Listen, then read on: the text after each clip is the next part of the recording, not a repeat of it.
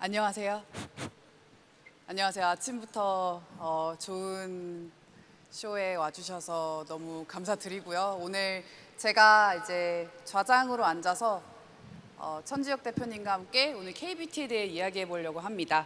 그래서 오늘 세션에 대해서 간단하게 먼저 소개를 드리면, 이제 K뷰티 같은 경우 뷰티 시장에서 다시 한번 신흥 강자로 떠올랐죠.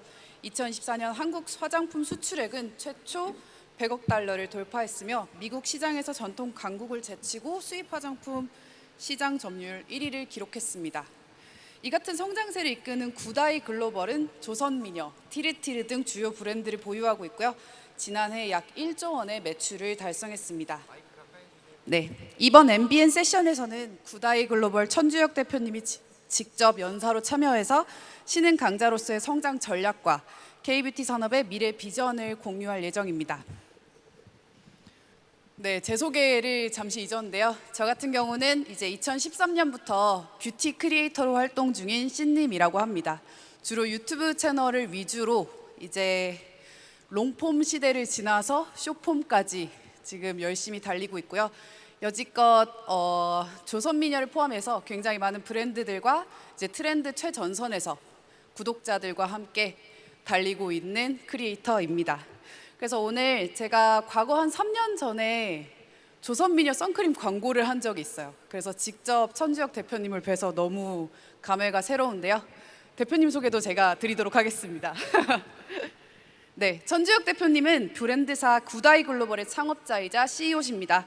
2015년 중국에서 K뷰티 유통 사업을 시작으로 뷰티 산업에 첫 발을 내딛었으며 2019년 조선미녀의 인수를 계기로 본격적인 브랜드 사업에 진출하셨습니다. 대표 제품이죠. 정말 좋아요, 이 제품. 맑은 쌀 선크림은 아마존 선케어 부분 1위를 기록하였으며 이를 기반으로 북미, 유럽, 일본 등 주요 시장으로 유통망을 빠르게 확장하고 있습니다. 그리고 최근 티르티르, 스킨천사, 우리 라운드랩으로 알려진 서린컴퍼니, 스킨푸드의 인수 등을 통해서 브랜드 포트폴리오를 강화하고 계시죠. 네, 그래서 오늘 제가 5가지 질문을 준비를 해봤는데요. 첫 번째 질문부터 드리도록 하겠습니다. 자, 첫 번째 질문. 그럼 어떻게 자기소개를 간단하게 하시겠나요? 제가 다 드려서. 네, 첫 번째 질문입니다. 첫 번째 질문은 진출할 해외 시장을 선택할 때 가장 먼저 포착하는 성공 신호나 기준이 있는지가 궁금해요. 네, 안녕하세요. 구다이 글로벌 천주혁입니다. 네.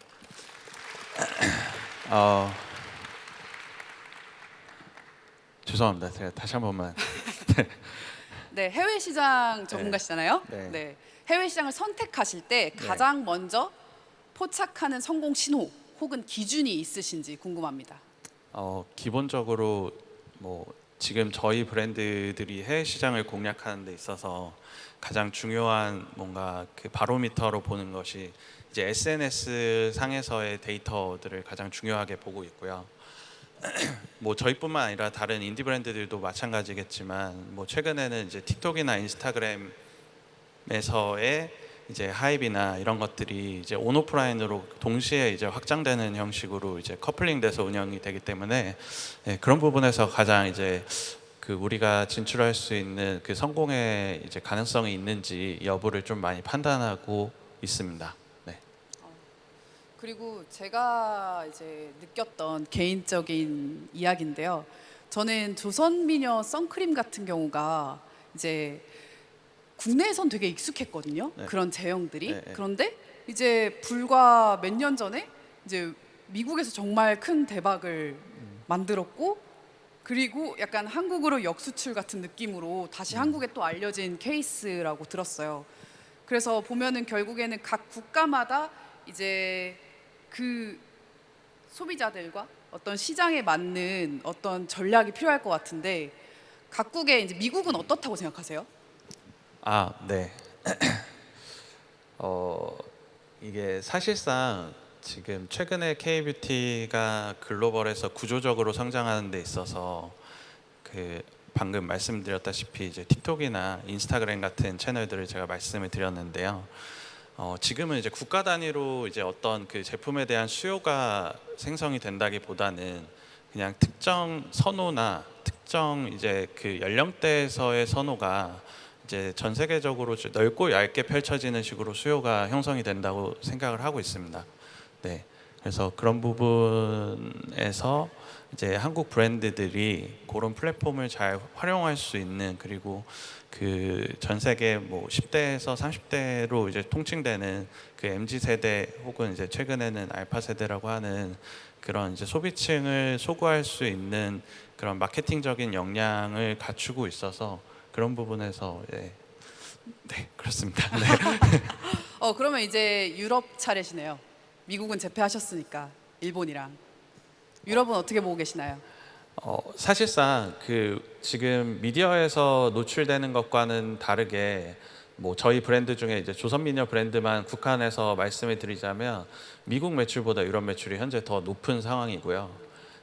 그래서 뭐 방금 이제 말씀드렸던 것처럼 이제 국가 단위로 이제 브랜드의 수요가 이렇게 확산이 된다기보다는 글로벌 단위로 이제 특정 연령층이나 특정 이제 그 관심사에 이제 좀 고관여되어 있는 분들을 대상으로 이제 저희 브랜드들이 이제 브랜드의 수요가 확산된다라고 봐주시면 좋을 것 같습니다. 네, 알겠습니다. 두 번째 질문 드릴게요. 굉장히 많은 인수와 합병을 하시고 계신데 구다이 글로벌이 인수하고 싶어하는 타겟 브랜드는 어떤 조건을 갖춘 곳일까요?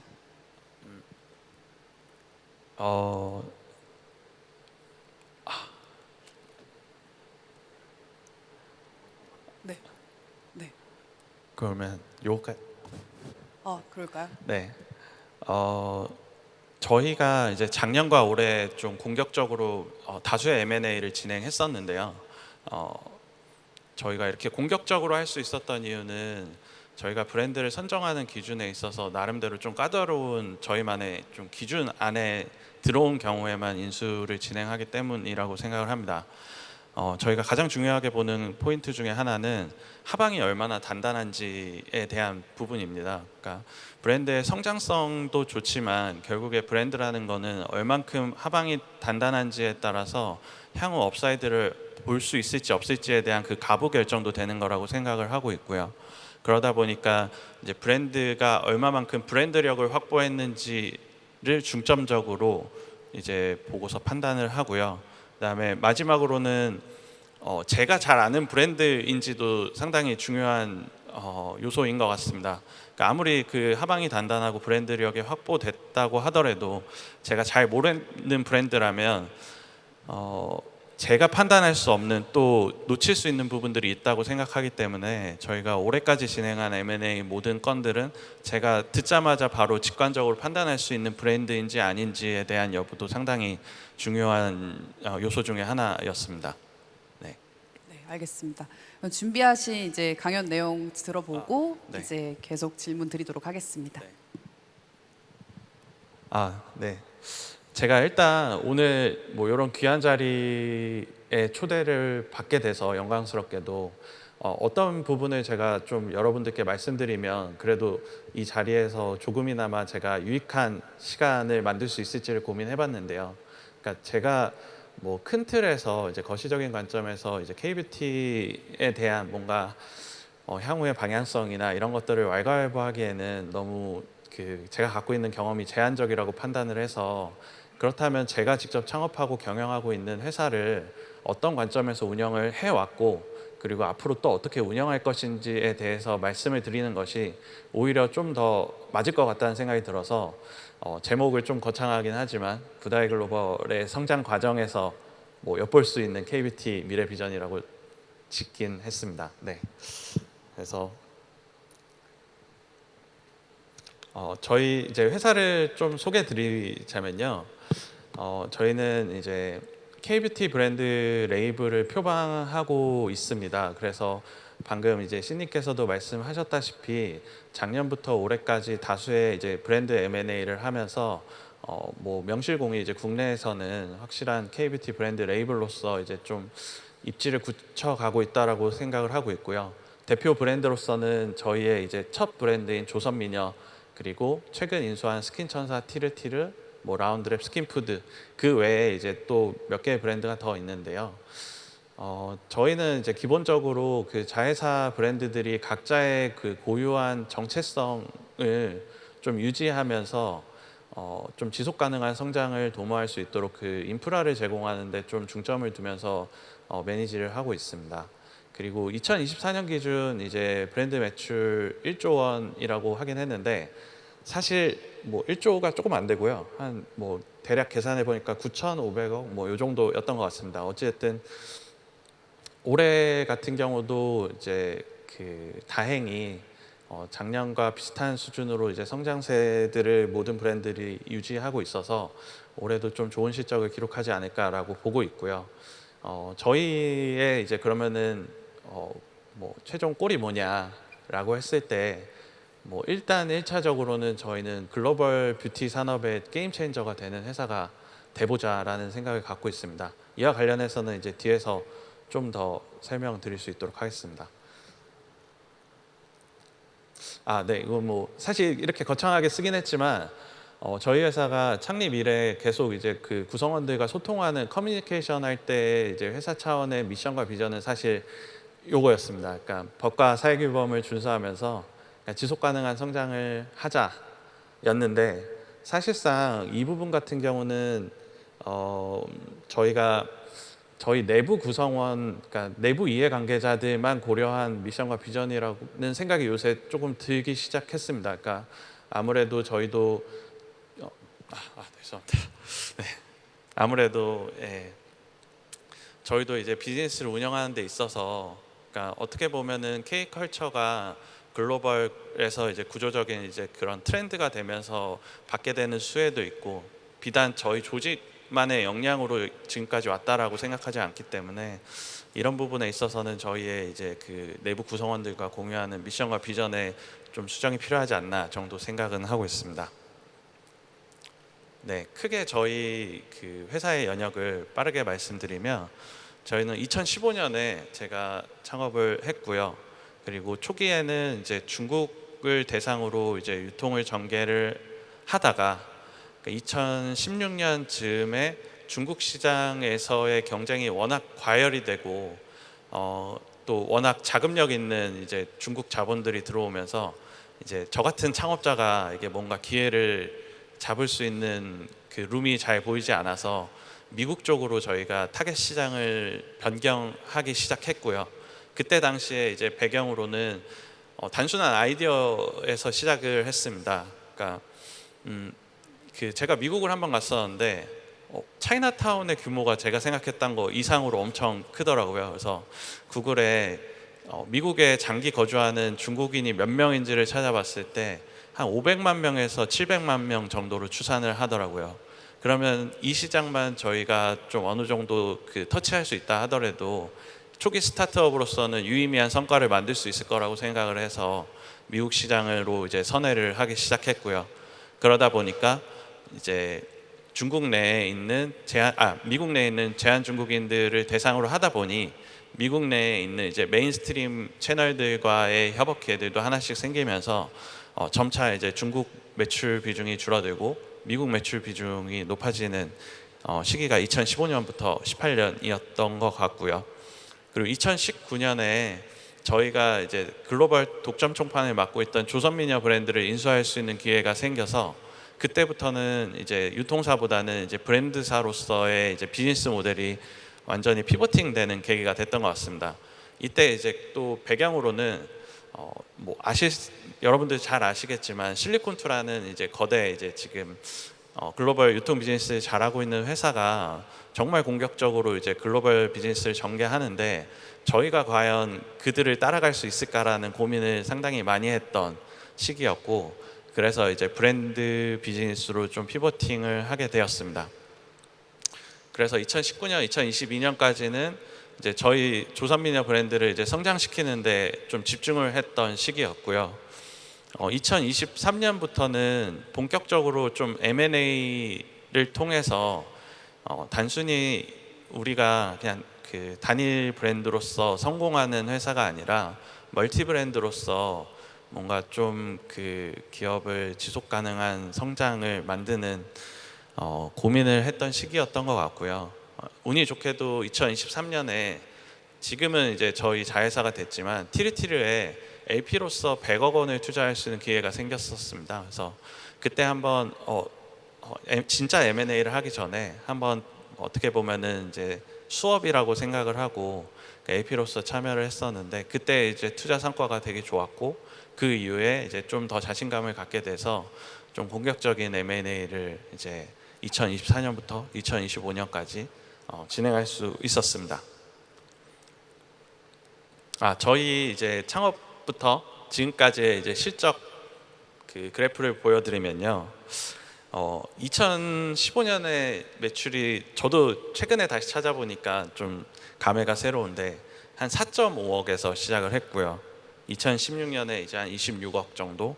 그러면서 이제 좀 2021년까지는 이제 조금 이렇게 그렇게 두각을 드러내지 못했었는데 2022년부터 시작해서 조선미녀 브랜드가 이제 급격하게 성장하기 시작하면서 이제 성장 곡선이 좀 많이 가팔라졌습니다.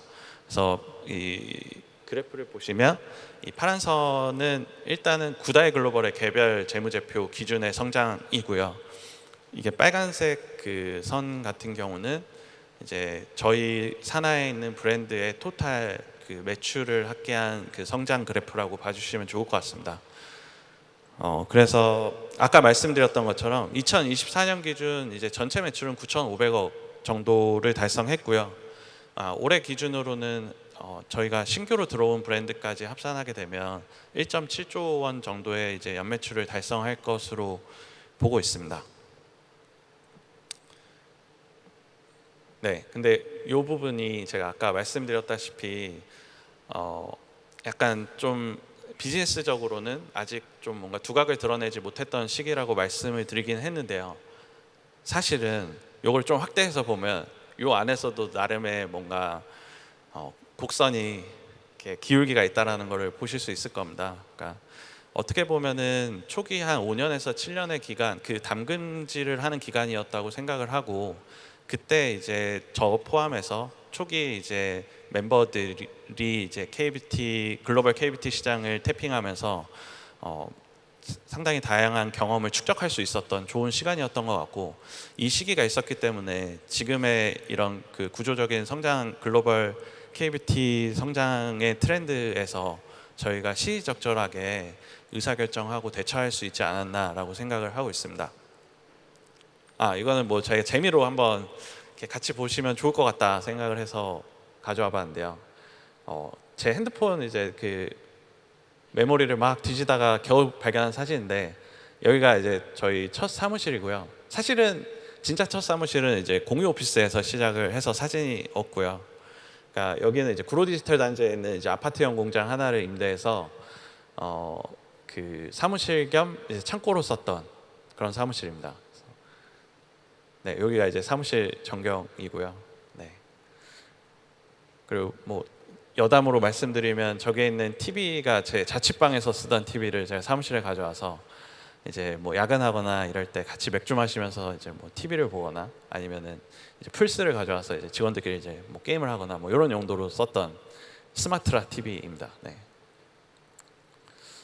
그리고 2016년 이제 그 LA K콘 그 아까 말씀드렸다시피 중국에서 미국으로 이제 저희가 타겟 시장을 변경하면서 참여했던 LA K콘 사진이고요.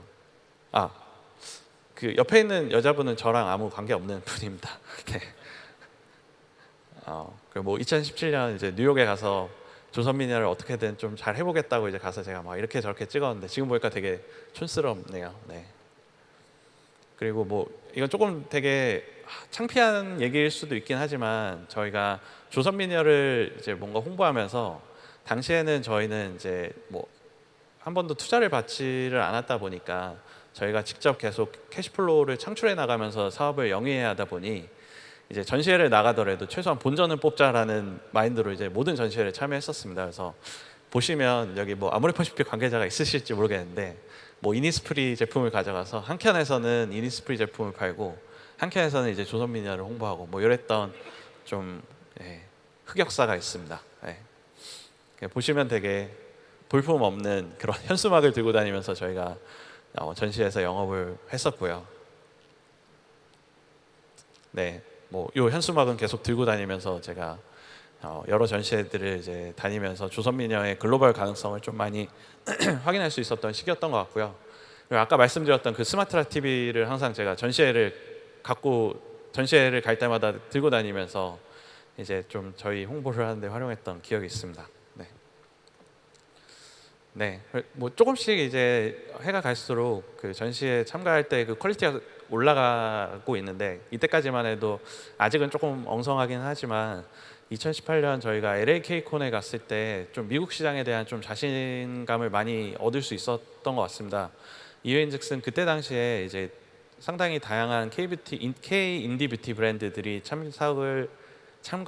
참가를 했었는데 그 중에서 저희 브랜드가 그 전시회 기간 내에 가장 높은 매출을 기록하면서 이게 미국 소비자들이 봤을 때는 되게 매력적인 브랜드구나라는 것들을 좀 더 한번 실감할 수 있었던 기회였던 것 같고요. 네, 그렇습니다.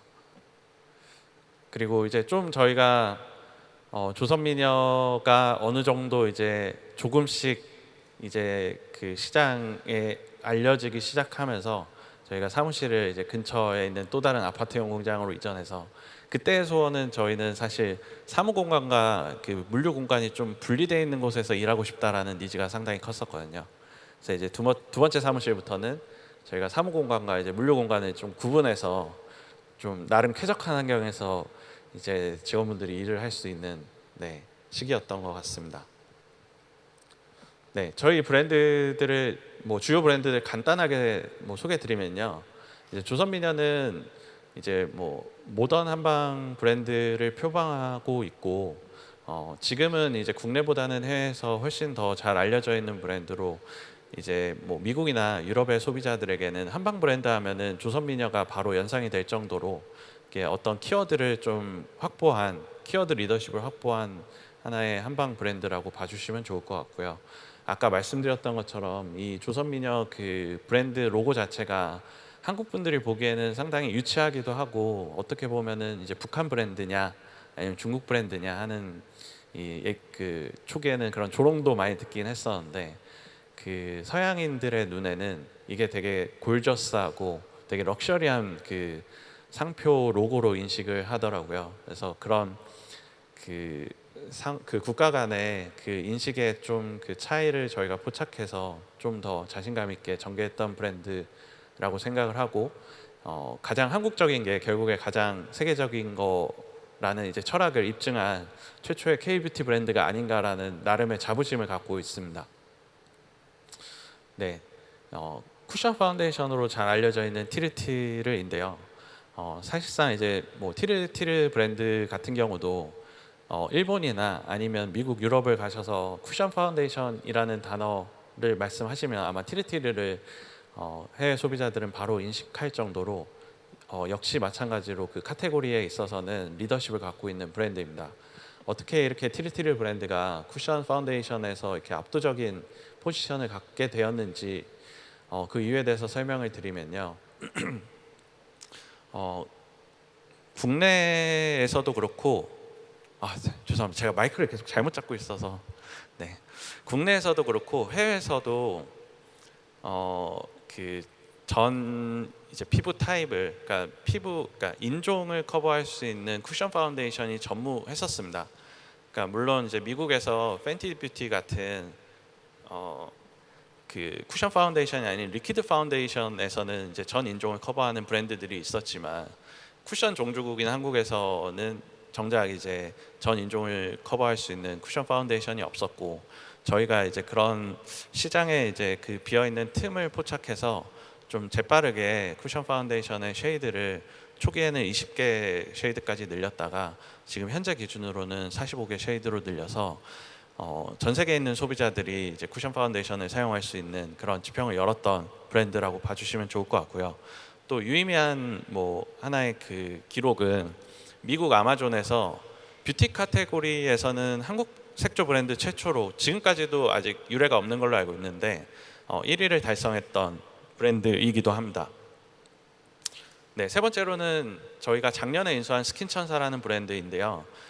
스킨천사라는 브랜드 역시 한국에서는 되게 브랜드 네임이 유치하고 좀 감도도 떨어지고 이래서 한국 소비자들이 약간 구매하기에는 그 허들이 있다라고 생각을 하는데, 오히려 이제 해외 소비자들은 브랜드 이름을 스킨 1004라고 이제 발음하면서 뭔가 나름 그 1004가 어떤 뭔가 철학적인 의미가 있는 걸로 받아들이더라고요. 그래서 나름대로 그 해외 소비자들이 자기들 식으로 또 해석을 하는, 그러면서 또 이제 바이럴에 또 도움이 됐던 브랜드인데, 이 브랜드 같은 경우는 이제 태초의 자연이라는 브랜드 컨셉을 가지고 마다가스카르에서 이제 수배한 원료를 기반으로 이제 스킨케어, 저자극 스킨케어를 표방하는 브랜드입니다. 저희 인하우스 브랜드 중에서는 가장 성장 속도가 빠르고요. 올해 기준으로 아마 연매출 6천억 이상을 달성할 수 있을 것으로 보고 있습니다. 마지막으로는 지지난주 이제 인수가 완료된 따끈따끈한 저희의 이제 인하우스 브랜드인데요. 라운드랩이라는 브랜드입니다.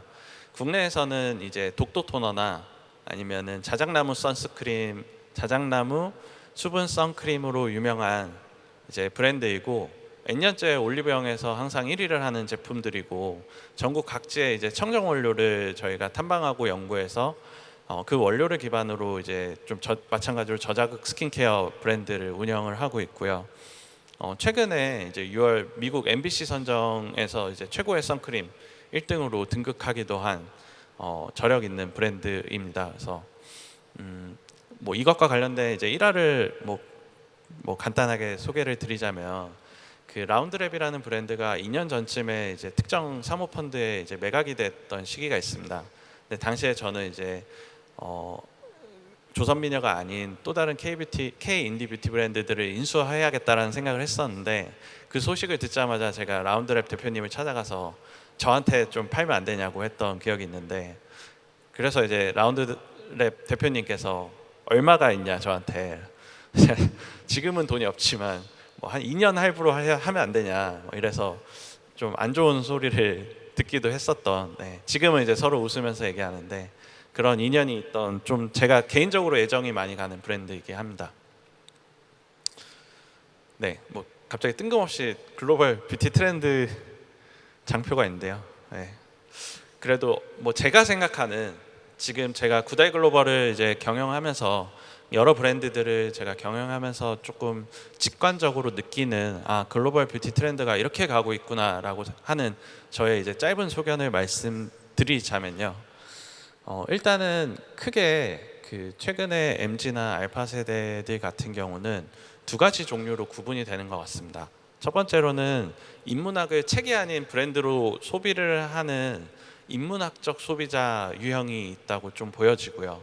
뭐 예를 들면 그 파타고니아라는 이제 의류 브랜드가 가장 대표적인 그 사례가 될 것 같은데, 파타고니아를 소비하는 그 소비자들은 그들 나름대로의 그런 철학적인 그 기반 아래서 서로 연대하기도 하고 브랜드를 소비하기도 하고, 이 브랜드를 또 본인들이 직접 바이럴하기도 합니다. 그래서 뷰티 브랜드들 역시 뭐 이런 흐름에서 자유롭지 않다고 생각을 하고 있고요. 그래서 이게 과연 정당한가, 그러니까 우리가 이렇게 제품 전개를 하는 것이 정당한가, 환경을 하는 건가, 아니면 우리가 또 다른 이제 그 지역 커뮤니티를 생각하는 브랜드인가, 이런 좀 뭔가 철학적인 관점에서 브랜드를 평가하고 소비하는 소비 집단이 하나 있는 것 같고요. 두 번째로는 이제 직관적이고 조금은 편향적인 컨텐츠 소비를 하는, 그러니까 알고리즘이 이끄는 대로 컨텐츠를 소비하는 소비층이 있다고 생각을 합니다. 가장 이제 비근한 예로 이제 틱톡 컨텐츠를 주로 소비하는 소비자들이 이제 이 알고리즘 소비자에 좀 속하는 거라고 좀 판단을 하고 있고요. 뭐 굳이 이제 플랫폼별로 따지자면 인스타그램에서 이제 피드 위주의 컨텐츠를 소비하는 소비층들은 조금 더 인문학적 소비자에 가깝지 않나라고 좀 판단을 하고 있습니다. 그래서 저희 브랜드들 같은 경우는 이 첫 번째 유형의 소비자와 두 번째 유형 소비자를 같이 좀 조화롭게 저희가 좀 소구하면서 브랜드가 장기적으로 지속 가능하게 성장할 수 있도록 좀 브랜드 전략을 짜고 있고 그것들이 좀 어느 정도 저는 조화롭게 워킹이 되고 있다라고 보고 있습니다. 그리고 세 번째로는 이거는 이제 그 비단 뷰티 인더스트리뿐만 아니라 소비재 시장 전체의 좀 글로벌 트렌드가 아닌가라는 생각을 하는 포인트인데요. 그러니까 수개월 전에 이제 그 모 명품 브랜드의 백의 생산 원가가 사실은 10만 원도 안 된다 했던 뉴스가 좀 많이 이제 회자가 됐던 걸로 제가 기억을 하고 있습니다. 최근 들어서는 특히 이제 스킨케어 군에서는 더 이런 현상이 도드라지는데요. 결국에는 소비자들이 그 20만 원, 30만 원이 넘어가는 럭셔리 브랜드의 제품과 뭐 2, 3만 원 하는 이제 매스 브랜드의 제품 사이에 원가 차이가 거의 없다라는 것을 많이들 아시는 것 같아요. 그만큼 이제 컨텐츠의 접근성이 많이 높아졌고 그만큼 소비자들이 잘 이제 에듀케이션이 돼 있다 보니까 점점 이제 그런 스킨케어와 이제 색조 브랜드의 트렌드가 럭셔리보다는 중저가 브랜드로 많이 옮겨가고 있다라는 생각이 좀 들고요.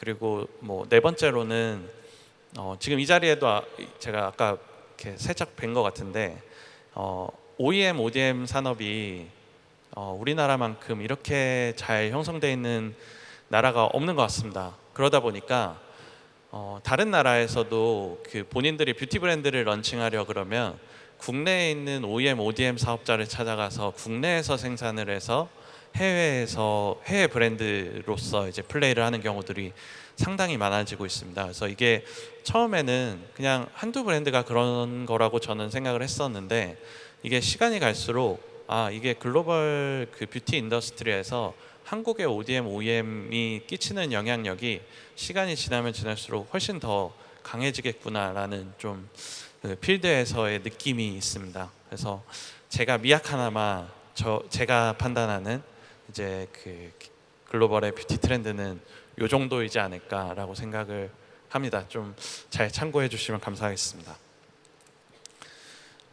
그렇다면 그 마지막으로 저희 구다이 글로벌이 향후에 어떻게 비즈니스를 전개할 것이냐에 대해서 좀 말씀을 드리겠습니다. 제가 그 카카오톡 나에게로 대화하기로 조금 이제 스크립트 썼는데 좀 참고하면서 말씀드리겠습니다. 일단 그 성공한 창업자와 성공한 기업 사이에서의 저의 개인적인 고민이 한 3년 전쯤에 있었던 것 같습니다.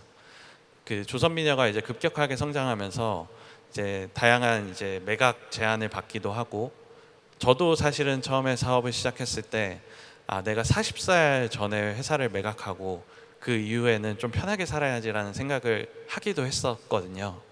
근데 이제 막상 그 시점이 도래하니까 좀 심각한 우울감이 밀려오더라고요.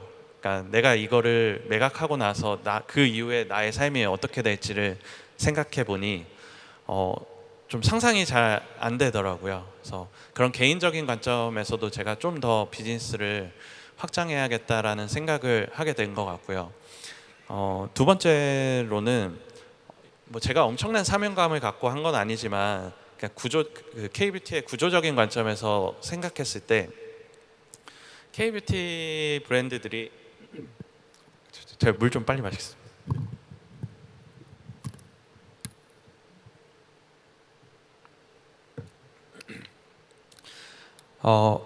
네, K뷰티 브랜드들이 수년 전에 중국에서 큰 인기를 끌면서 한국에서도 크게 화제가 됐던 적이 있었던 것을 기억하실 겁니다.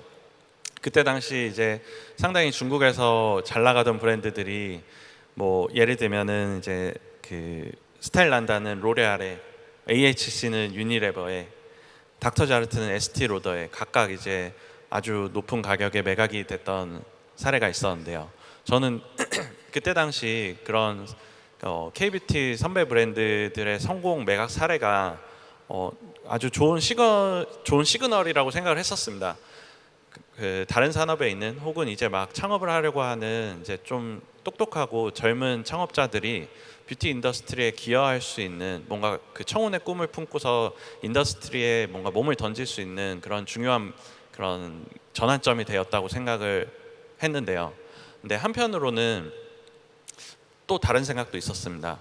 그러니까 이들 브랜드들이 그 해외 그 대기업들의 매각이 되고 나서 그런 성장성이 많이 꺾이기도 했고, 그리고 비단 성장성뿐만 아니라 브랜드가 그동안 이제 그 고객들에게 사랑받았던 그 약간 코어한 아이덴티티가 많이 훼손이 되는 것을 보면서 K뷰티가 상당히 제품력이나 마케팅이나 브랜딩에 있어서 큰 강점을 가짐에도 불구하고 이 비즈니스를 국내 기업이 계속 리드하지 않는 한 이게 계속 찻잔 속 태풍이 될 수도 있을 거라는 생각을 하게 됐습니다. 그래서 성공한 개인도 나와야 하지만 이 인더스트리에서 결국에는 성공한 기업도 나와야 이 저희 K뷰티 인더스트리가 단순히 이제 그냥 한때의 트렌드가 아니라 하나의 이제 카테고리로서 좀 자리 잡을 수 있을 거라는 생각을 갖게 돼서 저희는 이제 그런 측면에서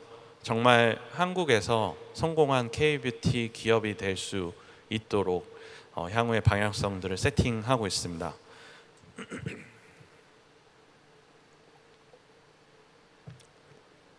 네, 두 번째로는요. 이 데이터가 정확하지 않을 수 있는데 그럼에도 이제 어느 정도 그 경향성을 반영한다고 생각해서 가져온 숫자입니다. 2024년 기준 화장품 수출 규모로서, 그러니까 여기에 들어가는 화장품은 스킨케어와 메이크업 브랜드 그 제품만을 포함한 건데요. 프랑스가 이제 122억 달러, 네, 한국이 86억 달러, 미국이 62억 달러. 이건 사실 집계하는 이제 그 기간마다 편차가 좀 상당히 큰 걸로 알고 있습니다. 그래도 어찌됐든 한국에 유리한 입장에서 한국의 데이터가 가장 좋은 제가 숫자로 뽑아본 건데요. 이 숫자를 봤을 때 저는 이제 그냥 아주 그냥 원초적으로, 그러니까 물론 이제 고려해야 될 그 요소들이 상당히 많지만 아주 원초적으로 접근했을 때 이 순서대로라면 한국이 프랑스 화장품 수출의 한 뭐 대략적으로 70에서 80% 정도를 차지한다면, 한 70% 정도를 차지한다면 프랑스의 대표적인 이제 화장품 대기업인 로레알의 최소한 70% 정도 되는 기업은 나와야 되는 거 아닌가라는 생각을 좀 했습니다. 그래서 제가 그 찾아보니 로레알이 오늘 기준으로 한 350조 정도의 시가총액을 기록을 하고 있더라고요. 반면에 우리나라의 가장 대표적인 이제 그 뷰티 기업들 같은 경우는 뭐 7조에서 뭐 9조 사이에서 이제 밴드가 형성이 돼 있는 것 같아요. 그러면은 저는 이제 그냥 원초적으로 그냥 무식하게 생각했을 때 최소한 그럼 350조에서 70% 정도 되는 시가총액을 가진 한국의 그 K뷰티 브랜드 회사가 나와야 되는 거 아닌가라는 생각을 하게 됐고요. 그걸 산술적으로 생각했을 때는 한 최소 240조 기업은 나올 수 있다. 그리고 더 보수적으로 생각했을 때 100조 정도 되는 회사는 무조건 나올 수 있다라고 생각을 하고 있습니다. 그리고 그게 나올 수 있다면 뭐 단연코 저희 회사가 되고 싶고 그리고 될 거라고 좀 생각을 하고 있고요. 그래서 저희의 이제 다음 챌린지는 국내에서 이제 100조의 뭐 시가총액이든 어떤 형태로든 그 숫자를 터치를 하는 회사가 되는 것이 일단은 첫 번째 골이고요. 사실 이거는 뭐 그 제가 내부 구성원들과 이제 커뮤니케이션 할 때 가능하냐 안 하냐를 논하는 이슈는 아니라고 이제 저희는 커뮤니케이션 하는데, 결국 시간의 문제고 언제 이걸 달성할 수 있느냐, 이 시기를 얼마나 앞당길 수 있느냐의 문제라고 생각을 하고 있습니다. 그리고 세 번째로는 제가 최근에 가장 많이 받는 질문 중에 하나인데요.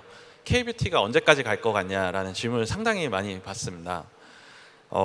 근데 이제 저희는 이제 경기에 임하는 선수 입장이다 보니까 경기의 결과를 예측한다기보다는 경기에서 최고의 이제 뭔가 퍼포먼스를 내는 입장이다 보니까 이 부분에 있어서 제가 되게 명확하게 말씀드리기가 상당히 어렵더라고요. 그러니까 오히려 이제 인더스트리 외부에서 이제 저희 인더스트리를 좀 객관적으로 보시는 분들의 분석이 더 정확하지 않을까라는 생각을 하고 있고, 그럼에도 불구하고 저의 견해를 말씀드리자면 사실 이제 K뷰티가 언제까지 가는지에 대한 그 미래는 뭐 조금 건방진 얘기일 수도 있지만 저희 회사가 앞으로 어떤 식으로 차곡차곡 이제 브랜드들을 잘 성장시키느냐에 따라 달려 있다라고 생각을 하고 있습니다. 네.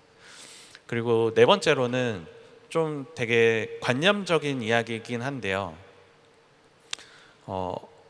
우리가 이 비즈니스를 운영하면서 단순히 매출 목표만 있어야 할 것이냐라고 하면 저는 전혀 그렇게 생각을 하지 않습니다.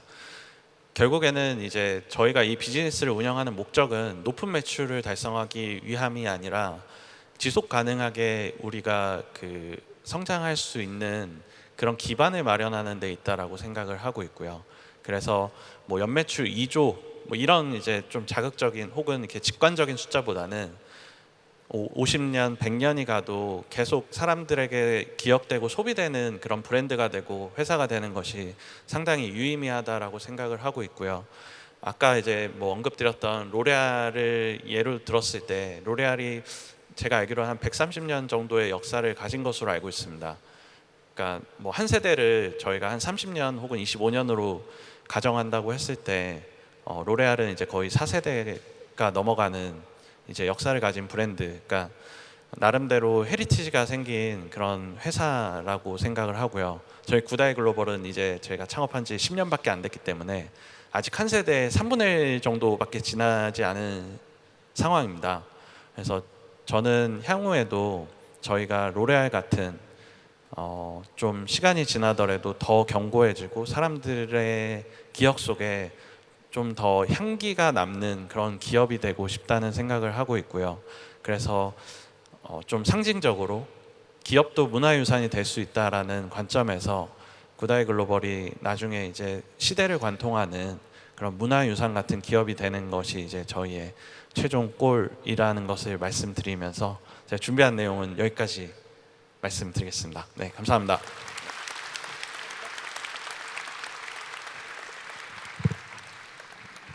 네, 강연 오랜 시간 너무 고생하셨고요. 제가 초반에 드린 질문이 사실 이 강연 뒤에 들어갔어야 하는데 제가 좀 실수한 것 같습니다. 그래서 이제 연결지어서 이제 질문 한두 개 정도 드려볼 텐데요.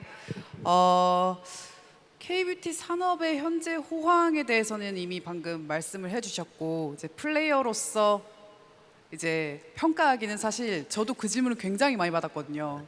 이 K뷰티, K 콘텐츠가 언제까지 갈 것 같냐? 너는 언제까지 유튜브를 할 수 있을 것 같냐? 이런 질문을 굉장히 많이 받았는데 그건 정말 자기 하기 나름이고 저는 개인적으로는 끝나지 않을 거라고 생각을 합니다. 계속 갈 것 같아요. 왜냐면 점점 더 잘하는 사람들이 많이 나타나는 것 같아요.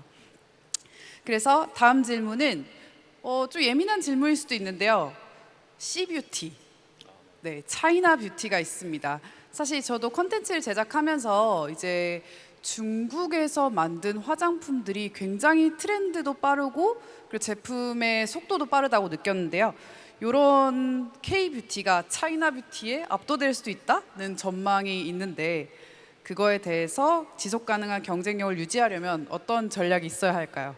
경쟁사 C뷰티.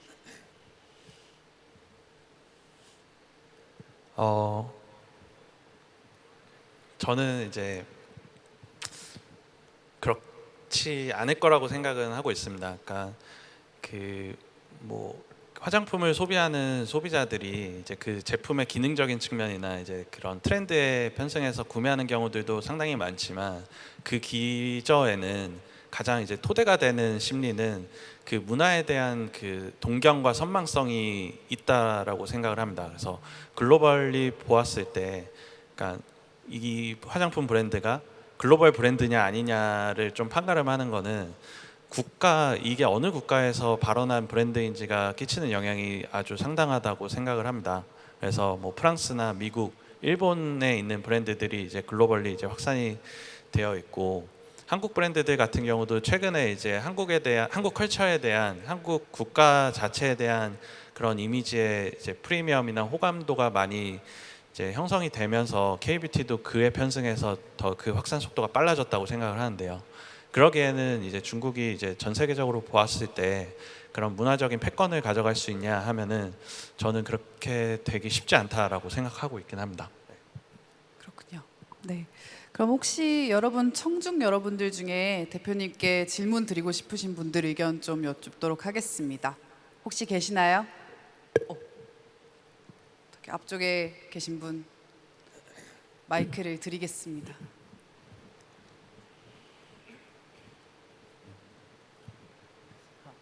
안녕하세요. 오늘 강연 너무 잘 들었습니다. 요즘 그런 많은 브랜드들이 마케팅 방법 중 하나가 많은 팝업 스토어를 여는데 구다이 글로벌의 그런 마케팅 방법이 궁금합니다. 네. 사실 마케팅 방법은 여러분들도 다 아실 거라고 생각합니다. 되게 다양한 방법이 있고요. 다만 결국에는 우리가 어떤 식으로 마케팅을 전개할지는 각자의 타이밍에 맞는 각자에 맞는 또 쉐입으로 진행하는 것이 중요하다고 생각을 하고요. 저희 브랜드들도 팝업도 하고 플래그십 스토어도 하고 뭐 소셜 마케팅도 하고 할 수 있는 모든 마케팅 활동을 다 하는데요.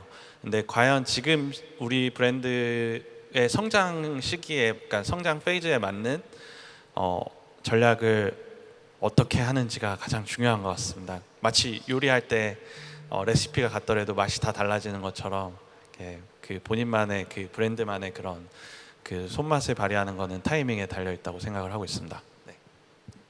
그리고 아까 저쪽 네. 네, 그동안 그 M&A를 되게 많이 하셨는데 원래 그 중국학과 나오셨잖아요. 근데 중국학과 나오실 때만 해도 중국 유통을 잘한다. 여기까지는 밖에서 다 이해를 하는데 갑자기 브랜드 사업을 하고 나서 브랜드 사업에서 조선미녀는 성공시켰는데 그 다음에 M&A를 이렇게 막 하게 되시니까 외부에서는 전문성이 좀 없는데 그냥 하는 것이 아니냐 이렇게 생각을 하는 분들도 좀 있고 또 회사가 돈이 진짜 그렇게 많냐 이게 보면 이제 그 인수금융을 또 많이 쓰시기도 하고 그렇기 때문에 일부 언론에서는 또 이제 조금 많이 이게 좀 무리해서 승자의 저주가 있는 것이 아니냐 뭐 이런 이야기도 좀 하고 있습니다. 그런 이런 외부 시선을 생각해 보시면 일단 M&A를 하시는 이유가 뭔지 그다음에 브랜드 사업에서 그 M&A를 하실 때 누가 좀 가르쳐 줬는지 그러니까 그 유통을 하시던 분이 M&A를 하기가 정말 쉽지 않은데 최근에 한 3년간은 저희 언론에서 보기에는 굉장히 빠르게 M&A 인수금융이나 이런 것들을 하셨거든요. 이런 부분들이 좀 궁금합니다. 그 M&A를 하는 이유와 이유, 네, 어떻게 M&A의 네. 방법을 네. 좀 이해하시게 됐는지. 네. M&A를 하는 이유는 뭐 아까 제가 로레알을 몇 번 말씀드렸지만 로레알이 이제 글로벌에서 그런 패권을 잡을 수 있는 거는 그 내셔널 단위의 리테일 채널을 장악하고 있기 때문이라고 생각을 하는데요. 그러니까 다수의 브랜드를 갖고 있음으로 인해서 그러니까 트렌드와는 조금 무관하게 그 브랜드들이 이제 오프라인 리테일 상점에서 프레젠스를 계속 유지할 수 있는 힘이 생기는 건데 저는 이제 조선미녀 단일 브랜드로서 이제 글로벌에서 확산되는 게 그 리테일러들과의 협상력과는 또 반드시 이제 커플링한다고 생각하지는 않았습니다. 그래서 좀 조선미녀 정도의 혹은 그 이상의 브랜드 파워를 갖고 있는 브랜드들을 저희가 그룹핑해서 그 뭐 예를 들면 미국에 있는 세포라라던가 아니면 얼타라던가 이런 내셔널 단위에 있는 채널들의 바이어와 이제 협상을 했을 때 협상력이 올라갈 거라고 생각을 했고요. 그리고 실제로 지금 그게 워킹하고 있는 것들을 저희가 현장에서 체감을 하고 있는 상황이고요. 그리고 이제 M&A 전문성에 대해서는 사실 저도 이제 M&A를 단기간에 다수 진행하면서 좀 느낀 거긴 하지만 그 M&A 전문성이라는 건 좀 인문학적인 관점에서 더 이제 그 소양이 필요한 게 아닌가라는 생각이 있기도 하고요. 그다음에 두 번째로는 제가 이런 이제 좀 공격적인 M&A를 하기 한 2, 3년 전부터 이제 좀 이런 방면으로 관심이 되게 많아서 사실 회계 공부도 상당히 많이 했고요. 그 일환으로 이제 숨고에서 제가 그 회계사 분을 1대1 티칭할 수 있는 분을 이제 시간당 10만 원으로 해서 두 분한테 제가 개인 과외를 한 2년 정도 받았고요. 그래서 그걸 통해서 이제 제가 다트에 있는 자료들은 웬만큼 뭐 회계사 정도 수준은 아니겠지만 어느 정도는 이제 제가 좀 분석이 자유자재로 가능한 수준은 되고 그리고 저희가 M&A를 진행하는 과정에 있어서 저의 이제 약간 뭐 2년 동안 거의 영혼의 단짝처럼 이제 저랑 같이 이제 그 M&A를 진두지휘하는 CFO 분께서 되게 상당한 이제 그 경험과 인사이트가 있기 때문에 이런 이제 단기간에 공격적인 M&A가 그렇게 좀 부침 없이 이렇게 잘 되어 왔다라고 생각을 하고 있습니다. 네. 질문을 하나만 더 받아보겠습니다. 앞쪽에서 좀 또 일찍 들어주셔가지고 네 가운데요. 검은 옷 입으신 네.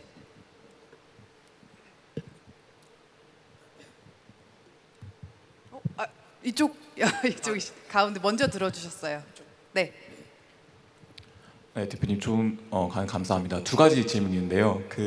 처음에 조선미녀를 인수할 때 어떤 점을 보고 이거는 인수를 해야겠다라는 생각이 들었는지 궁금합니다. 그리고 두 번째는 되게 유명한 걸 알고 있는데 오프라인 스토어는 많이 찾아볼 수 없습니다. 삼청동에 제가 매장을 한번 방문한 적은 있긴 한데 예를 들어서 해외라든지 그런 곳에는 이제 매장이 없는데 추가로 매장 관점에서 확장할 계획이 있으신지 궁금합니다. 그리고 온라인 채널로만 이렇게 소비자들에게 많이 다가가는데 그런 관점에서 화장품 같은 경우는 직접 발라봐야만 이제 그걸 알 수 있는데 그런 경험이 부족할 때 어떤 걸 고민하시고 그렇게 지금 상황까지 해서 결정을 하셨는지 궁금합니다.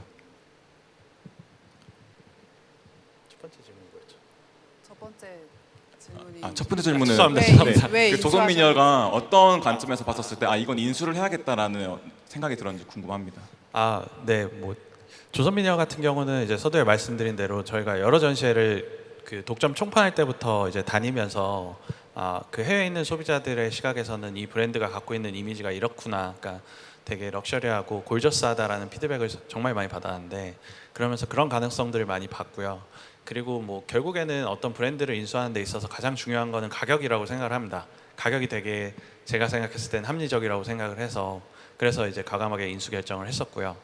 두 번째로 이제 말씀하신 이제 오프라인 경험 관련해서는 이제 사실 저희 브랜드들이 직접 플래그십을 운영하는 경우는 별로 없지만 올리브영이나 아니면 기타 다른 채널을 통해서 오프라인 접점은 상당히 많이 늘려놓고 있고요. 국내에서도 그리고 해외에서도 타 인디 브랜드와는 다르게 저희는 오프라인 매출 비중이 온라인 매출 비중보다 높은 편입니다. 그래서 미국이나 유럽 내에서의 판매도 그러니까 아마존이나 틱톡샵 위주의 판매가 아니라 이제 세포라나 아니면 코스트코, 얼타 같은 이제 조금 더 제가 생각했을 때는 약간 업앤다운이 적을 수 있는 좀 그런 채널들 위주로 전개를 하고 있고 그래서 앞으로도 저는 오프라인 화장품 같은 경우 오프라인 경험이 되게 중요하다고 생각해서 그 부분에서 계속 좀 역량을 강화해 나갈 계획입니다. 네. 그러면 시간이 다 돼서 마무리해 보도록 하겠습니다. 박수 부탁드립니다. 네, 감사합니다. 감사합니다. Thank you. Thank you very much